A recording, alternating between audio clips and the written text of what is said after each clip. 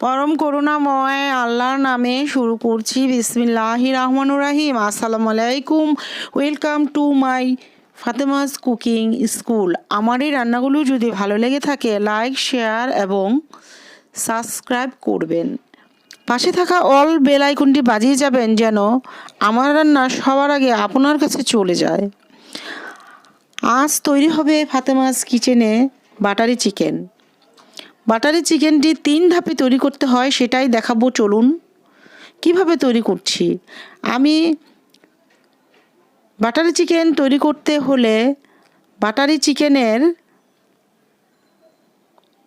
বুকের পিসগুলো নিতে হয়। এই তো আমি ভালো করে ধুয়ে পরিষ্কার করে নিয়েছি, লবণ দিয়ে নিয়েছি, আদা রসুন দিয়ে নিয়েছি, মরিচের গুঁড়ো দিয়ে নিয়েছি। এখন দই 1 টেবিল স্পুন দিয়ে নিলাম। এই তো ভালোভাবে ম্যারিনেট করতে হবে। ম্যারিনেট করে আমি মাংসটা প্রায় 1 হতে 1.5 ঘন্টা রেখে দিয়েছিলাম এবং আমি আবারও একটি ফ্রাই প্যান চুলোতে দিয়ে নিয়েছি। বাটারি চিকেনের 1 ধাপ করে ফেলেছি, এখন আবার আরেকটি ধাপ করব। এখন আমি আবার বাটার দিয়ে নিচ্ছি। বাটারি চিকেনে বাটার প্রচুর বাটার লাগবে। এখানে তেল দিয়ে বাটারি চিকেন কখনো হবে না, আসল স্বাদ কখনই পাওয়া যাবে না। আর আমি জানিও না যে তেল দিয়ে বাটারি চিকেন করা যায় কি না, আদৌ মজা লাগবে কি না সেটাও আমি জানি না। আমি যেভাবে তৈরি করি বাটারি চিকেন সেটাই আপনাদের সাথে আজ শেয়ার করছি। আমি বাটারটি গলে যাওয়ার পরে আমার ম্যারিনেট করা মাংসগুলো ঢেলে দিয়েছি, খুবই ভালোভাবে নেড়ে চেড়ে নিচ্ছি।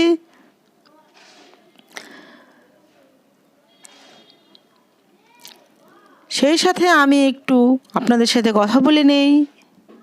কেমন আছো বন্ধুরা? আলহামদুলিল্লাহ, আমি তো ভালো আছি।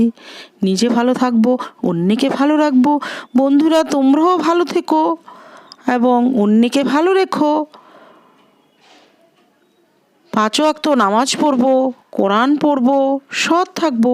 সৎ থাকাটা খুবই জরুরি। এই কয়েকটা জিনিস যদি আমরা আমাদের জীবনে মেনে চলি তাহলে জীবনে কোনো দুঃখ, কোনো কষ্ট কখনোই আসবে না। বন্ধুরা আমরা আবারও একটু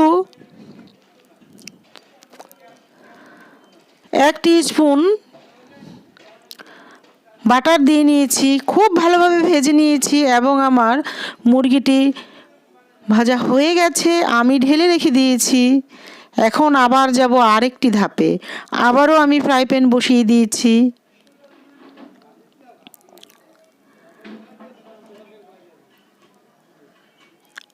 আবারও ফ্রাই প্যান বসিয়ে দিয়ে আমি আবারও বাটার দিচ্ছি। দেখুন বাটার আর বাটার, আজ বাটার আর বাটারের খেলাই চলবে। বাটারটি ভালোভাবে নেড়ে চেড়ে নিচ্ছি, গলা পর্যন্ত অপেক্ষা করছি। এই তো আমি কিউব করে বড় একটি পেঁয়াজ দিয়ে দিয়েছি কেটে। এখন বাটারের সাথে ভালোভাবে নেড়ে চেড়ে নিচ্ছি, খুবই ভালোভাবে নেড়ে চেড়ে নিতে হবে।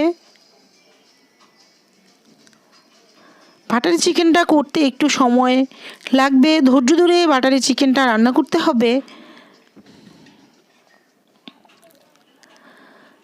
এই তো এখন আমি কিউব করা দুটি টমেটো কেটে দিয়ে দিয়েছি। এখন আমি একসাথে সবগুলো ভালোভাবে নেড়ে চেড়ে নিচ্ছি। আমি আরও একটি টমেটো দিয়ে দিয়েছি। মনে হয়েছে আমার কাছে টমেটো কম হয়েছে, তাই আমি আরেকটি টমেটো কেটে দিয়েছি।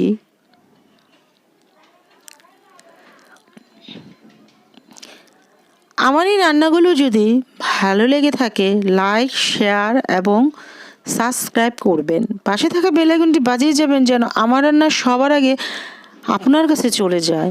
এখন আমি পরিমাণ মতো লবণ দিয়ে নিয়েছি, 2 চিমটির মতো লবণ দিয়ে নিয়েছি।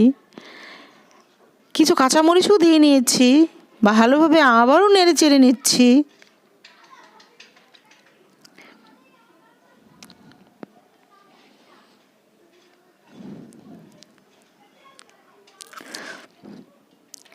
একটু আদা রসুন পেস্ট দিয়ে নিয়েছি, আবারও একটি মরিচের গুঁড়ো দিয়ে নিলাম। সব কিছু অল্প অল্প করে দিতে হবে। একটু ধনিয়ার গুঁড়ো দিয়ে নিলাম, একটু হলুদের গুঁড়ো দিয়ে নিলাম, কারণ আগে আমরা ম্যারিনেটের সময় কিছু মশলা দিয়েছি, তাই এখানে অল্প অল্প করে দিতে হবে। ভালোভাবে, খুব ভালোভাবে নেড়েচেড়ে নিচ্ছি সব কিছু একসাথে মিশে যাওয়ার জন্য।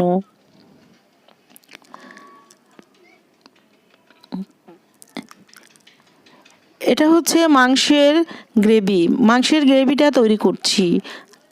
আমি আবার একটু মরিচের গুঁড়ো দিয়েছি, মনে হয়েছে কম তাই দিয়ে নিলাম আবার। এই তো আবারও ভালোভাবে নেড়েচেড়ে নিলাম।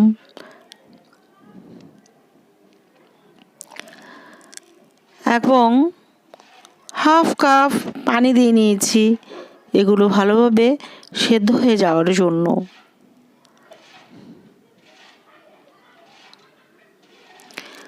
এই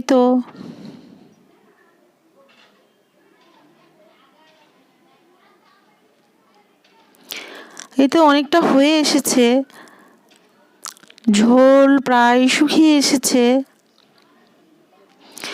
এখানে আমি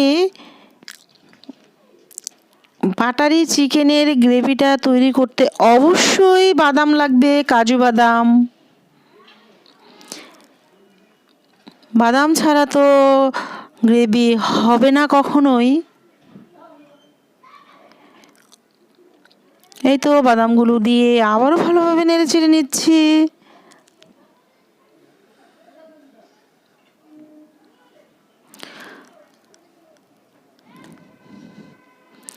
আমার গ্রেভিটা তৈরি হয়ে গেছে।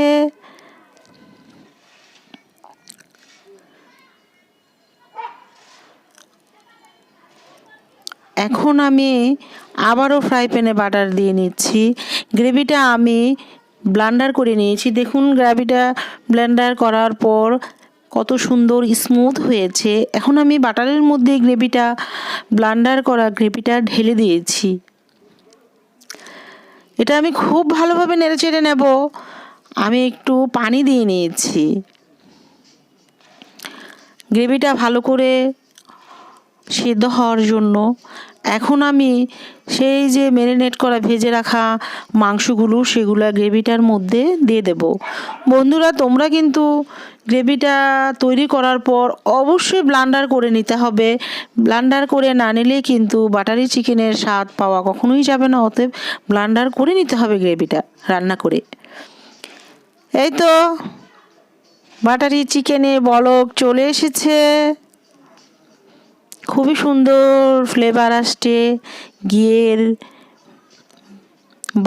বাটারের ফ্লেভার আসছে। এখানে আমি এক মগ দুধ দিয়ে নিচ্ছি। খাঁটি গরুর দুধ, জাল দিয়ে, ঘন করে জাল দিয়ে নিতে হবে। আমার বাটারি চিকেনটি হয়ে গেছে। এখন আমি সার্ভ করে ফেলবো। দেখুন বাটারি চিকেনের কালার কত সুন্দর এসেছে, খেতে তো আরও মজা হয়েছে। তাহলে হয়ে গেল ফাতেমাস কিচেনে বাটারি চিকেন রান্না। এটা আপনারা পোলাও দিয়ে, ভাত দিয়ে, অথবা নান কিংবা পরোটা অথবা সাদা রুটির সাথে খেতে পারেন। এখানে আমি একটু সৌন্দর্যের জন্য ধনিয়া পাতা দিয়ে নিয়েছি, উপরে একটু ক্রিম দিয়ে সাজিয়ে নিয়েছি। এটা অপশনাল, না চাইলে নাও করতে পারেন। আসসালামু আলাইকুম সবাই।